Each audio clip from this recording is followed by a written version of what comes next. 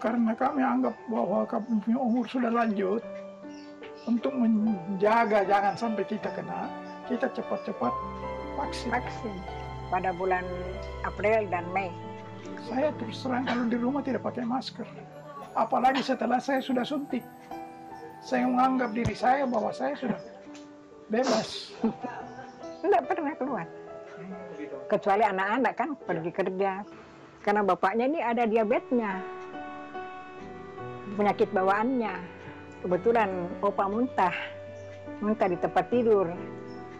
Jadi kami lihat, ini opa panggil-panggil, opa ndak goyang, ndak sadar. Jadi minta tolong keluarga, minta ambulans dari Hermina. Kebetulan ada keluarga di sana, ambulans datang angkat itu, dengan itu alat dari tempat tidur. Terus kami disuruh pergi swab. Ya, hasil swab itu positif. 3 hari kemudian kan habis swab, ternyata positif semua kecuali itu yang kecil. Tapi yang kecil menyusul juga positif.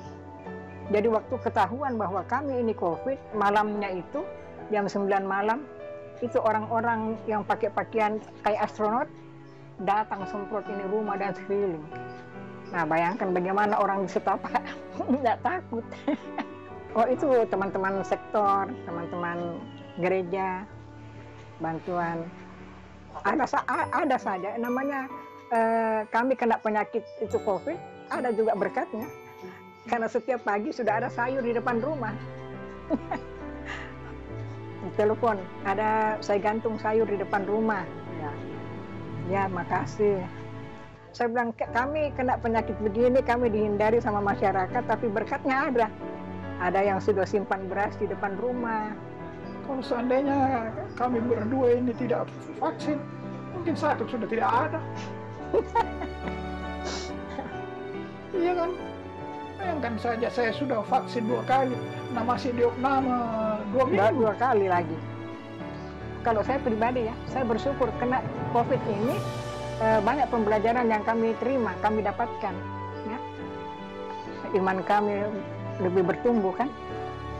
Artinya kita, orang bilang begini dan begitu, tapi kami tetap percaya bahwa sudah itu yang Tuhan berikan pada kami dan kami harus terima. Jangan misalnya ada orang bilang kalau sesak napas itu alamat. Tapi saya bilang sesak napas atau tidak, kalau memang Tuhan belum berkenan, tidak akan terjadi.